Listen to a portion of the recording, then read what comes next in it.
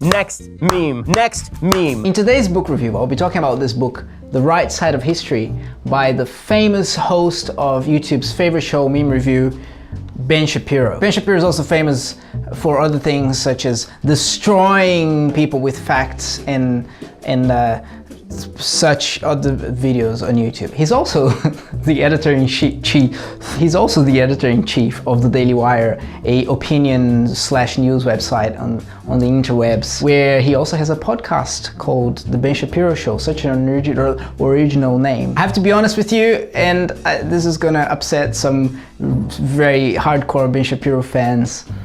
I didn't have huge amounts of expectations for this book. Not that I didn't expect to be good, I expect to be good, but you know, of Daily Wire's podcasts, Ben Shapiro is not the one that I listen to first. In fact, my favorite podcast is from the Daily Wire, but it's the Andrew Klavan Show, which, by the way, also wrote this book, Another Kingdom, amongst many other books. I listened to this on the podcast when it was first released, and I'm gonna read this book in the next 3 days, just like I did with The Right Side of History that I read really quickly. And I'm gonna do a book review about this book next week, so come back, we'll talk about that later. But as I was saying, the Andrew Klavan Show, my favorite podcast of the Daily Wire, you know, he's old, like very old. This is a joke for you, Andrew, if you're ever watching this video.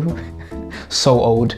And that makes him wise, right? He's pretty wise and he talks a lot about culture, so I really like it. Ben Shapiro is really good, he's really smart, he's young and smart, but he's very, you know, politics and very like too black and white for me. Really like his podcast too, but I favor listening to the Andrew Klavan. And then when it's a very good day for Donald Trump, sometimes I listen to Michael Knowles' show because he's such a Trump fan and he just is so funny celebrating Trump's victories. I just think it's like the most hilarious thing ever. And I love how he mocks the left. It's great. And then there's Matt Welsh as well. I've never listened to his podcast. I wouldn't be able to tell what it's like. But back to the book. I was surprised at how good the book is. It is really good. Really good. It's not a very long book, it's like 200 something pages, but the font is big and there's like spacing between the lines. Like, it's, you know, not as hard to read as other books. It's, you know, there's a lot of philosophy and a lot of concepts and abstract concepts, and you have to sometimes think about it and to understand what's going on. But it's not that hard to read and not that hard to understand. I finished the book in 3 days, which is a record for me. If you're one of the few who have been following my book reviews, you know that it takes me a month to post a book review, not because I don't have time to make the video, well, that's also a factor, but it's mostly because I haven't read any books, because it takes me a long time to read a book. 3 days, personal record. Hopefully the same will happen with Another Kingdom. The book is basically the story of how our Western philosophy and thought came to be, starting before Jesus and just with different thinkers and different philosophers and different scientists, even how the thought evolved into what it is today. So of course he talked about Plato and Aristotle and many other people, okay, people that I hadn't studied before because who knows, Brazil education system, you know. And in the book he gives an overview of all these thinkers and philosophers and scientists and how they built upon the ideas of the past, whoever came before them, to come up with ideas that founded one of the greatest nations in the world, the United States of America, probably the greatest when it comes to principles, when it comes to morals, when it comes to reason. And that's basically the point that he's making. I think it's a great introduction if you want to know the thoughts that founded the Western civilization. And I have to say that a lot of these thoughts I kind of already knew. I didn't really know where some of them came from, but because I highly appreciate freedom and individual liberty and rights given by God to people, I already knew, right? Because I really appreciate Western civilization. Now, a very interesting thing about this book, I've read some reviews before, and by reading the book, I was like, oh wow, these people are spot on. Ben makes an incredible case for Christianity. He's a Jew, by the way. In the book, basically, he talks a lot about the tension between Athens and the Jewish values, right? And how Christianity brought them together and made it make sense. Basically, he's saying that Christianity, it's amazing, okay? It's amazing the case he makes for Christianity in the book. And not even from a theological perspective or from an emotional perspective or from a Christian perspective, again, he's not a Christian, but from reason. Like, it's quite amazing. Now, I'm not gonna go too much into that. This is all I'm gonna say about the book in like general. If you wanna know, read it, it's really good, I highly recommend. But just want to leave with one thought. Ben starts the book talking about happiness. Happiness. And then it reminded me of a conversation I had with someone, I can't remember who it was, but how odd is it that in the Declaration of Independence of the United States, one of the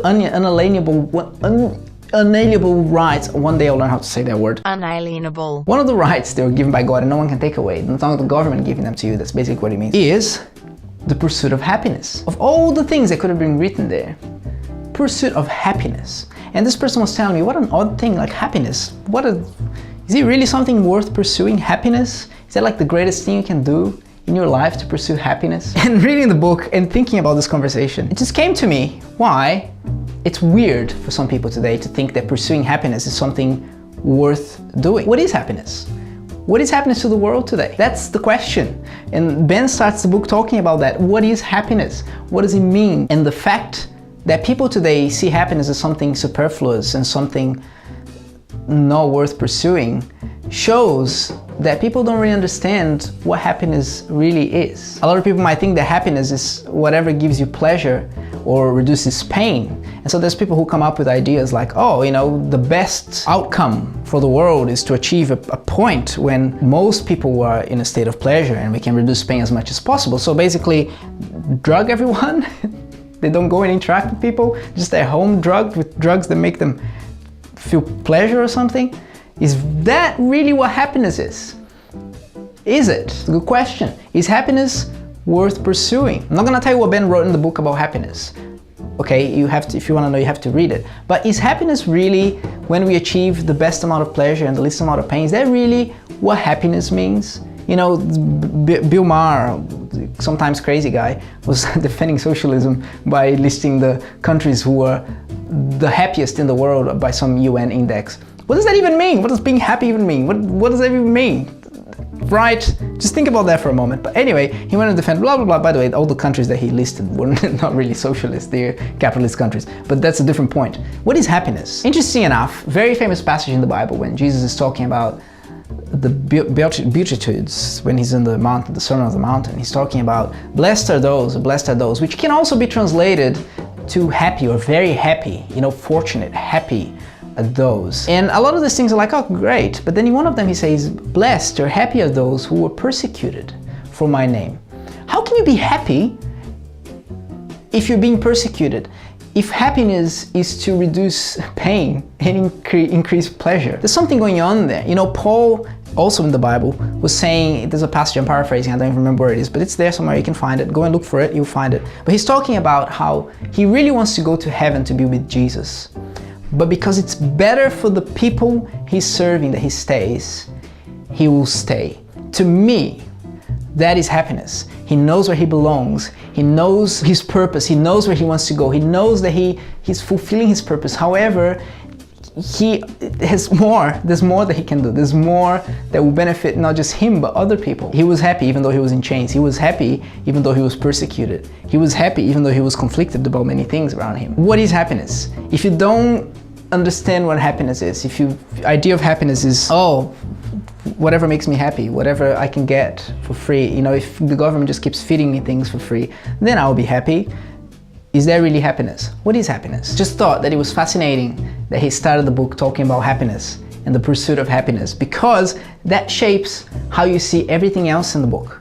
Because if you think that happiness is something superfluous, or something stupid, or something that is not worth pursuing, if your idea of happiness is that, you're not going to understand anything else, because nothing else makes sense. What's the point, right? What is the point? But if your idea of happiness is something else, then maybe you understand what it means to fight for freedom, and to fight for individual liberty, and to fight against oppression, against tyranny. Things make more sense when you look at it from that perspective. Anyway, this is a next meme. Next meme. Okay, so. Excellent book. I was pleasantly surprised by how good it is, how much it made me think, and yeah, strongly recommend it. Go and read it, The Right Side of History by Ben Shapiro. Don't be, the title is funny, okay?